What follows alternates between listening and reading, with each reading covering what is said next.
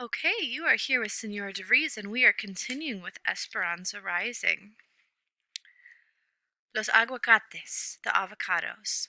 Esperanza's breath made smoky vapors in front of her face as she waited for the truck to take her to tie grapevines. She shifted from foot to foot and clapped her gloved hand together and wondered what was so new about the new year. It already seemed old, with the same routines. She worked during the week. She helped Hortensia cook dinner in the late afternoons. In the evening, she helped Josefina with the babies and Isabel with their homework. She went to see Mama on Saturdays and Sundays. She huddled in the field near a smudge pot to keep warm and mentally counted the money she would need to bring Abuelita here. Every other week, with the small amount she saved, she bought a money order from the market and put it in her valise. She figured that if she kept working until Peaches, she would have enough for Abuelita's travel. Her problem then would be how to reach Abuelita.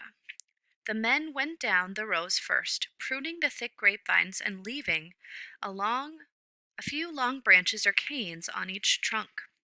She followed along with the others. She tied the canes on the taut wire that was stretched post to post. She arched from the cold and had to keep moving all day long to stay warm. That night, as she soaked her hands in warm water, she realized that she no longer recognized them as her own. Cut and scarred, swollen and stiff, they looked like the hands of a very old man. "Are you sure this will work?" asked Esperanza as she watched Hortensia cut a ripe avocado in half. "Of course," said Hortensia, removing the big pit and leaving a hole in the heart of the fruit. She scooped out the pulp, mashed it on a plate, and added some glycerin. "You have seen me make this for your mother many times. We are lucky to have the avocados this time of year. Some friends of Josefina brought them from Los Angeles." Hortensia rubbed the avocado mixture into Esperanza's hands. "You must keep it on for 20 minutes so your hands will soak up the oils." Esperanza looked at her hands covered in the greasy green lotion and remembered when Mama used to sit like this after a long day of gardening or after horseback rides with Papa through the dry mesquite grasslands. When she was a little girl, she had laughed at Mama's hands covered in what looked like guacamole. She had loved for her to rinse them afterward. Esperanza would take Mama's hands and put the palms on her own face so she could feel their suppleness and breathe in the fresh smell. Esperanza was surprised at the simple things she missed about Mama. She missed her way of walking into a room, graceful and regal. She missed watching her hands crocheting, her fingers moving nimbly. And most of all, she longed for the sound of Mama's strong and assured laughter. She put her hands under the faucet, rinsed off the avocado, and patted them dry. They felt better, but they still looked red and weathered. She took another avocado, cut it in half, swung the knife into the pit, and pulled it from the flesh. She repeated Hortensia's recipe, and as she sat for the second time with her hands smothered, she realized that it wouldn't matter how much avocado and glycerin she put on them. They would never look like the hands of a wealthy woman from El Rancho de las Rosas, because they were the hands of a poor campesina. It was the end of grape tying when the doctor stopped Esperanza and Miguel in the hallway of the hospital before they could reach Mama's room. "I asked the nurses to alert me when they saw you coming. I'm sorry to tell you that your mother has pneumonia." "How can that be?" said Esperanza, her hands beginning to shake as she stared at the doctor. "I thought she was getting better." "This disease, valley fever, makes the body tired and susceptible to other infections. We are treating her with medications. She is weak, and I know this is hard for you. But we'd like to ask that she have no visitors for at least a month, maybe longer. We can't take a chance that she will contract another infection from any outside germs that might be brought into the hospital." "Can I see her just for a few moments?" Esperanza asked. The doctor hesitated and then nodded and walked away. Esperanza hurried to Mama's bed and Miguel followed. Esperanza couldn't imagine not seeing her for so many weeks. "Mama," said Esperanza. Mama slowly opened her eyes and gave Esperanza the smallest smile. She was thin and frail. Her hair was strown and bedraggled, and her face was so white that it seemed to fade into the sheets, as if she would sink into the bed and disappear forever. Mama looked like a ghost of herself. The doctor said I can't come to visit for a while. Mamma nodded, her eyelids slowly falling back down, as if it had been a burden to keep them up. Esperanza felt Miguel's hand on her shoulder. Anza, we should go, he said. But Esperanza would not move. She wanted to do something for Mamma to help make her feel better. She noticed the brush and hairpins on the bedside table. She carefully rolled Mamma on her side and gathered all of her hair together. She brushed it and plaited it into a long braid. Wrapping it around Mamma's head, she gently pinned it into place. Then she helped Mamma lie on her back, her hair now framing against her face, against the white linens like a braided halo, like she used to wear it in Aguascalientes. Esperanza bent down to close Mamma's ear. Don't worry, Mamma. Remember, I will take care of everything. I am working, and I can pay the bills. I love you. Mamma spoke softly. I love you too. And Esperanza turned to leave. She heard Mamma whisper, no matter what happens. You need to get away from the camp, Esperanza, said Hortensia, as she handed her the grocery list and asked her to go to the market with Miguel. It is the 1st of spring, and it is beautiful outside. I thought you and Josefina always looked forward to marketing on Saturday, said Esperanza. We do, but today we are helping Melina and Irene make enchiladas. Could you go for us? Esperanza knew they were trying to keep her occupied. Mama had been in the hospital for 3 months, and Esperanza hadn't been allowed to visit for several weeks. Since then, Esperanza hadn't been acting like herself. She went through the motions of living. She was polite enough, answering everyone's questions with the simplest answers. But she was tormented by Mama's absence. Papa, Abuelita, Mama, who would be next? She crawled into bed as early as possible each night, curled her body into a tight ball, and didn't move until morning. She knew Josefina and Hortensia were worried about her. She nodded to Hortensia, took the list, and went to find Miguel. Be sure you tell Miguel to go to Mr. Yakota's market, Hortensia called after her. Hortensia had been right about the weather. The fog and grayness had gone. The valley air was crisp and clean from the recent rains. They drove along the fields of tall, feathery asparagus plants that she soon would be packing. Citrus groves displayed their leftover fruit like decorations on Christmas trees. And even though it was still cool, there was an expectancy that Esperanza could smell, a rich, loamy odor that promised spring. Miguel, why must we always drive so far to the shop at the Japanese market when there are other stores closer to Arvin? Some of the other market owners aren't as kind to Mexicans as Mr. Yakota, said Miguel. He stocks many of the things we need, and he treats us like people. What do you mean? Asked Esperanza.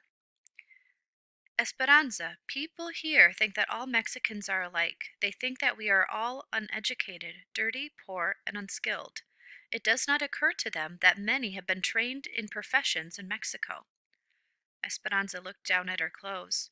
She wore a shirtwaist dress that used to be Mama's, and before that, someone else's.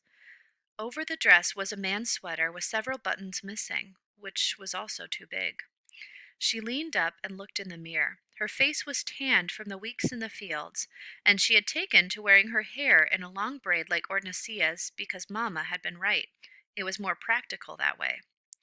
Miguel, how could anyone look at me and think I was uneducated? He smiled at her joke. The fact remains, Esperanza, that you, for instance, have a better education than most people's children in this country. But no one is likely to recognize that or take the time to learn it. Americans see us as one big brown group who are good for only manual labor. At this market, no one stares at us or treats us like outsiders or calls us names. My father says that Mr. Yakota is a very smart businessman. He is getting rich on other people's bad manners. Miguel's explanation was familiar. Esperanza's contact with Americans outside the camp had been limited to the doctor and the nurses at the hospital. But she had heard stories from other people about how they were treated. There were special sections at the movie theater for them. In town, parents did not want their children going to the same schools with Mexicans. Living away from town in the company camp had its advantages, she decided. The children all went to school together. White, Mexican, Japanese, Chinese, Filipino. It didn't matter to anyone because they were all poor. Sometimes she felt as if she lived in a cocoon, protected. Miguel pulled the trunk into the parking lot at the market. I'll meet you. I'm going to talk about the railroad jobs with these men gathered at the corner. Esperanza went inside. Mr. Yokota was from Tokyo, and the store had all sorts of Japanese cooking ingredients, like seaweed and ginger, and a fresh fish counter with fish that still had on their heads. But there were Mexican products too, like masa de harina for tamales, chile for salsa, and big bags of dried beans for frijoles. There were even cow's intestines in the meat case for menudo, and other specialties like chorizo and pig's feet. Esperanza's favorite part of the store was the ceiling that was crowded with a peculiar combination of Japanese paper lanterns and piñatas shaped like stars and donkeys. There was a small tissue donkey that Esperanza had not noticed before. It was like the one Mamma had bought her a few years ago. Esperanza had thought it was so cute that she refused to break it, even though it had been filled with sweets. Instead, she had hung it in her room above her bed. A clerk walked by, and impulsively she pointed to the miniature piñata. Por favor, she said. Please. She bought the other things she needed, including another money order. There was one more benefit to Mr. Yokota's market. She could buy money orders there. She was waiting in the truck when Miguel came back. Another money order?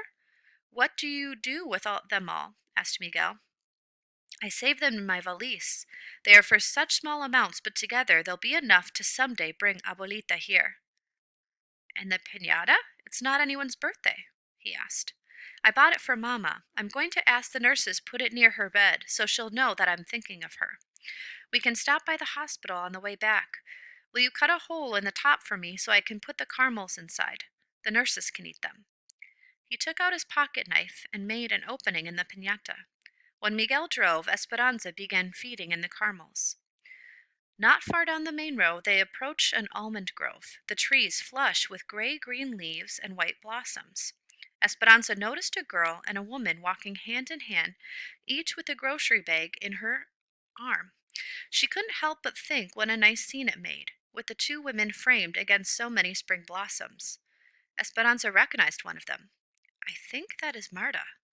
Miguel stopped the truck, then slowly backed up. We should give her a ride. Esperanza reluctantly nodded, remembering the last time they'd given her a lift, but she'd opened the door. Esperanza y Miguel, que buena suerte! What good luck, said Marta. This is my mother, Ada. Thanks for the ride. Marta's mother had the same short, curly black hair, but hers was sprinkled with gray. Miguel got out and put all the groceries in the truck bed so they could sit in the front. Ada said, I heard about your mother, and I've been praying for her. Esperanza was surprised and touched. Thank you. I'm grateful. Are you coming to our camp? Asked Miguel. No, said Marta. As you probably know, I'm not welcome there. We are going a mile or so up the road to the strikers' farm. We were tossed out of the migrants' workers' camp and were told either to go back to work or leave. So we left.